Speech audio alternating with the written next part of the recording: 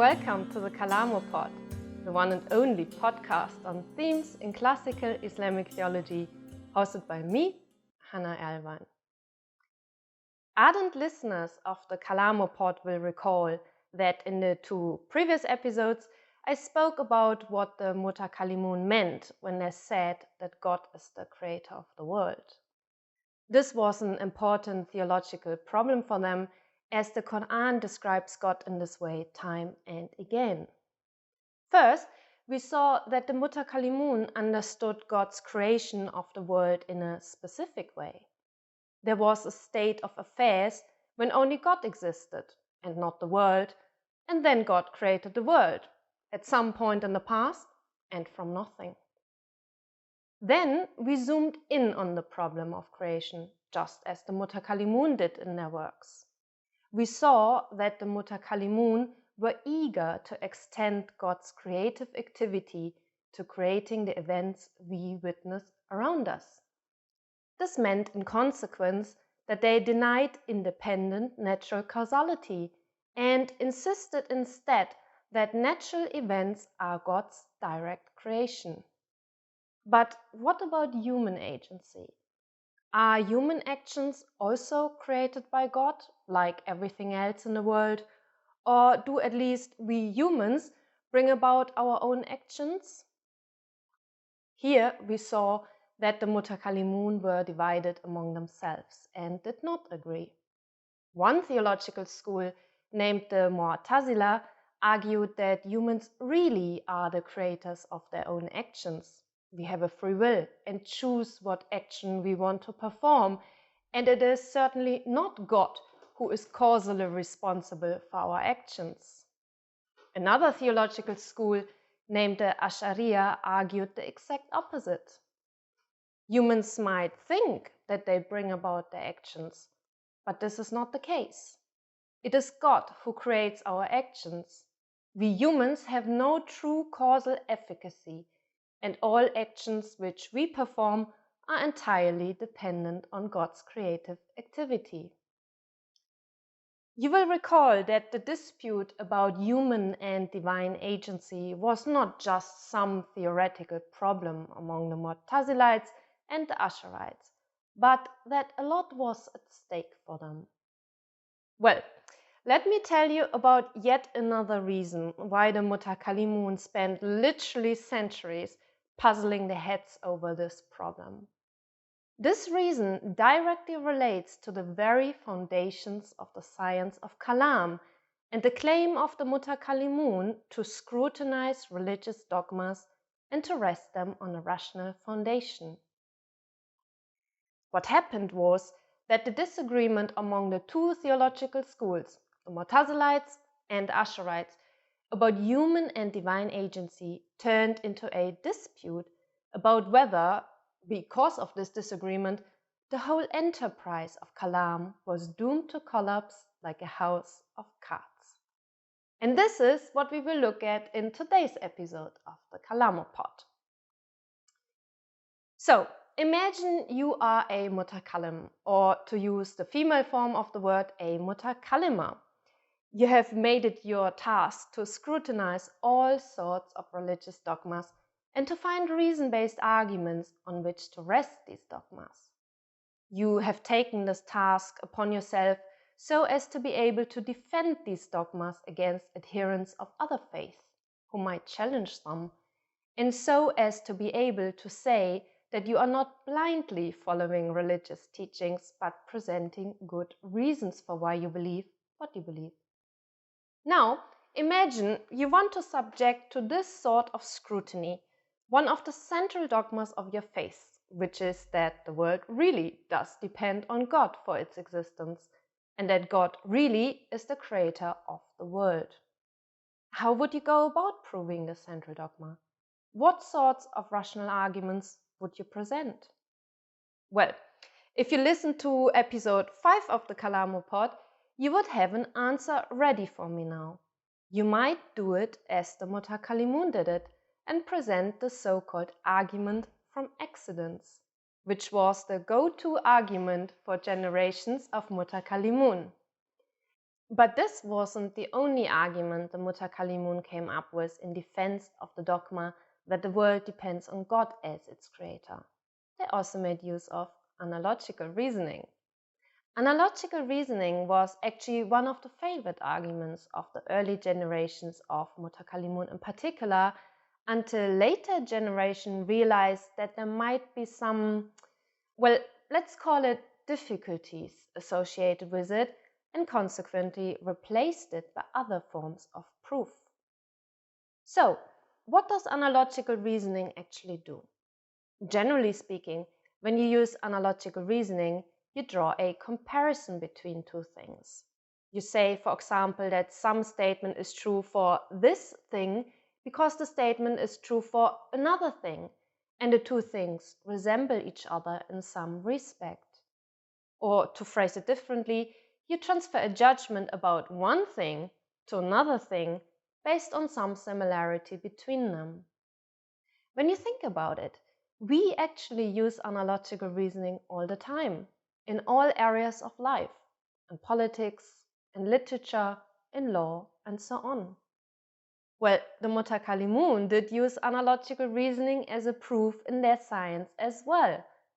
Take as an example the 10th century mutakallim Al-Ashari, whose name I am sure you will be familiar with by now from the previous episodes of the Kalamopod.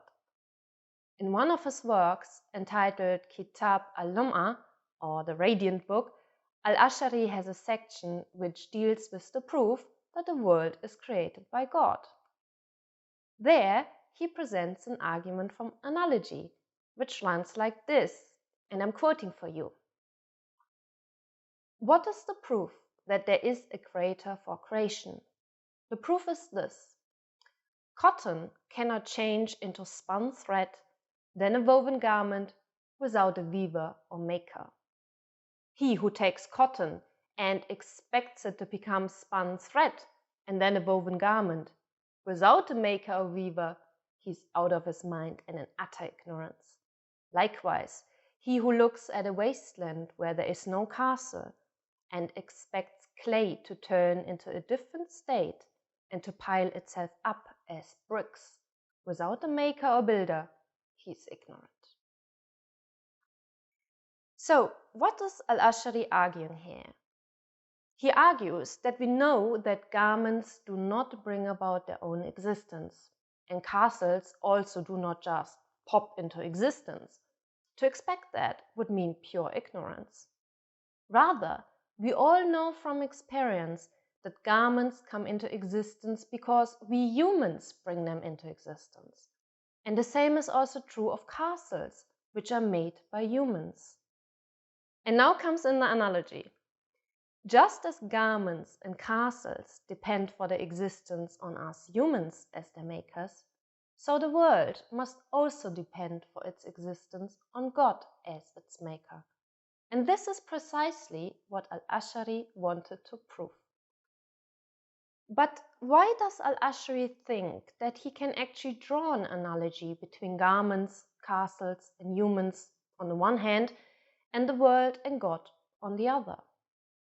He thinks that this analogy is valid because the world shares a fundamental similarity with garments and castles, as Al-Ashari tells us in his book. They all undergo change. If it is true of garments and castles that they depend on us humans because we bring about their change, and Al-Ashari here means that we make garments by transforming thread into fabric and by transforming bricks into an actual building, then it must also be true of the world that it depends on God, precisely because it also undergoes change and transformations. So here you go. If you were a mutakallim or a mutakallima, you might want to take your inspiration from Al-Ashari and his analogy in order to prove that the world depends on God. This would, of course, require that you find the analogy between garments and buildings on the one hand and the world on the other a convincing analogy. If you were to accept this analogy, let me tell you that you would be in a very good company. Many early mutakallimun, and not just Al-Ashari, made use of this particular analogy, and you will frequently encounter it when you read in their Kalam works. But let me also tell you that it was precisely this sort of analogy between humans as makers of garments and buildings and God as the maker of the world that caused the major rift between the mutakallimun, which I spoke about earlier. Think about it. This analogy takes as its starting point the experience that garments, buildings, and so on exist because of humans. But let's think back for a moment to the previous episode of the Kalamopod and what we heard about the two different theories about human agency which the Asharite and Mu'tazilite mutakallimun subscribed to. It was this disagreement about human agency which led the Mu'tazilites to hold against the Asharites that they could not actually make use of the analogy between humans as agents and God as agent. The Mu'tazilites reminded the Asharites that the Asharites, do not actually believe that humans are true agents, but that all human actions are in reality God's creation. Do you remember the example I gave you in the previous episode of when you want to toss an apple up into the air? According to the Asharites, it sure seems to you that it was you who caused the apple to fly into the air when you moved your hand upwards. But in reality, it was God who created movement in your hand and in the apple at the same time. So, in the analysis of the Asharites, what we humans identify as cause and effect is not really a cause and an effect. So the Mu'tazilites basically said to the Asharites, you do not actually believe that the garment and the building come about because of us humans. According to you, this is an illusion.